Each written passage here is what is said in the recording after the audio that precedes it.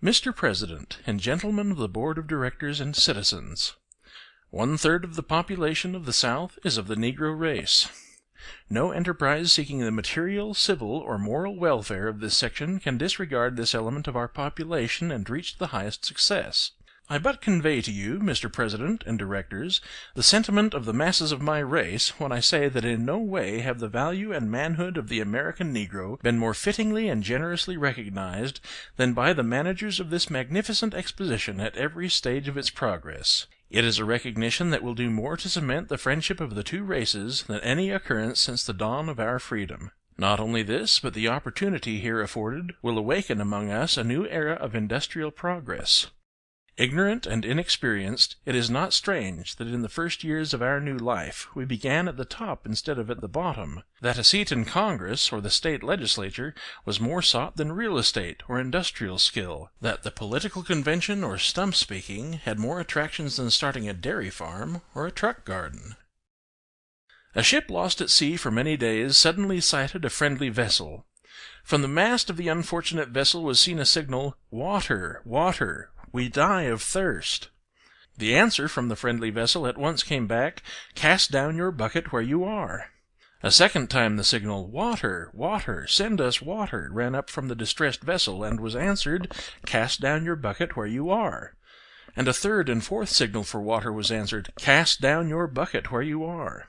The captain of the distressed vessel, at last heeding the injunction, cast down his bucket, and it came up full of fresh, sparkling water from the mouth of the Amazon River.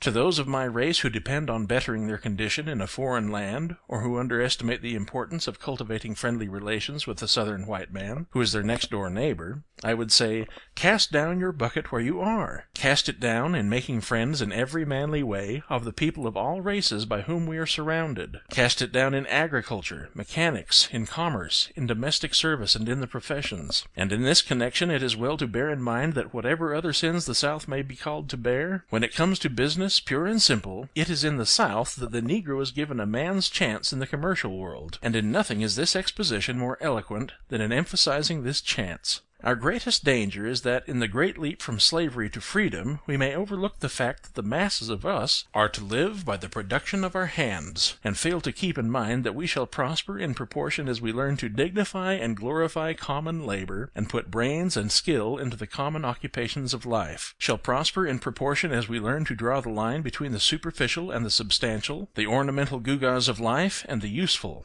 No race can prosper till it learns that there is as much dignity in tilling a field as in writing a poem. It is at the bottom of life we must begin, and not at the top, nor should we permit our grievances to overshadow our opportunities. To those of the white race who look to the incoming of those of foreign birth and strange tongue and habits of the prosperity of the South, were I permitted, I would repeat what I say to my own race. Cast down your bucket where you are.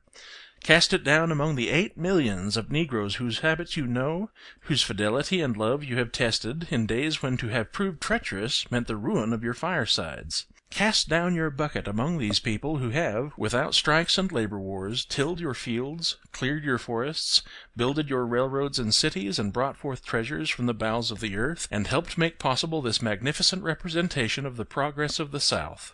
Casting down your bucket among my people, helping and encouraging them as you are doing on these grounds, and to education of head, hand, and heart, you will find that they will buy your surplus land, make blossom the waste places in your fields, and run your factories. While doing this, you can be sure in the future, as in the past, that you and your families will be surrounded by the most patient, faithful, law-abiding, and unresentful people that the world has seen.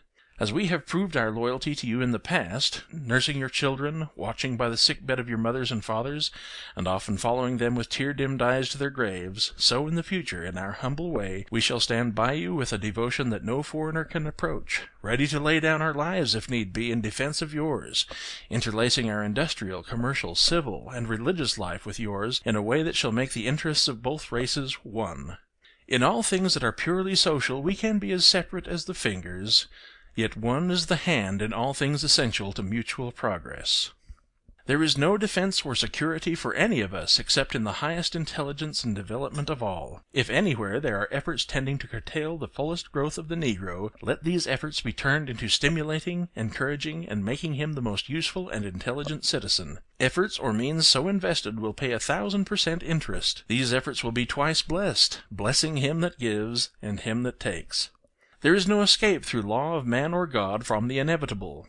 The laws of changeless justice bind oppressor with oppressed, and close as sin and suffering joined, we march to fate abreast.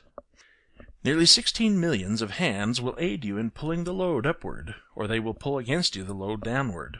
We shall constitute 1/3 and more of the ignorance and crime of the South, or 1/3 its intelligence and progress. We shall contribute 1/3 to the business and industrial prosperity of the South, or we shall prove a veritable body of death, stagnating, depressing, retarding every effort to advance the body politic.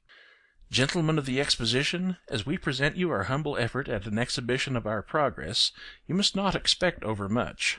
Starting 30 years ago with ownership here and there in a few quilts and pumpkins and chickens, gathered from miscellaneous sources, remember the path that has led from these to the inventions and production of agricultural implements, buggies, steam engines, newspapers, books, statuary, carving, paintings, the management of drugstores and banks, has not been trodden without contact with thorns and thistles. While we take pride in what we exhibit as a result of our independent efforts, we do not for a moment forget that our part in this exhibition would fall far short of your expectations, but for the constant help that has come to our education life, not only from the Southern States, but especially from Northern philanthropists, who have made their gifts a constant stream of blessing and encouragement.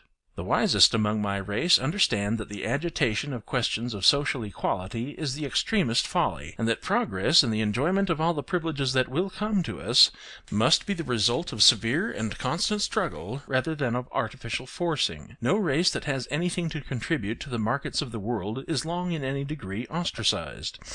It is important and right that all privileges of the law be ours. But it is vastly more important that we be prepared for the exercises of these privileges. The opportunity to earn $1 in a factory just now is worth infinitely more than the opportunity to spend $1 in an opera house.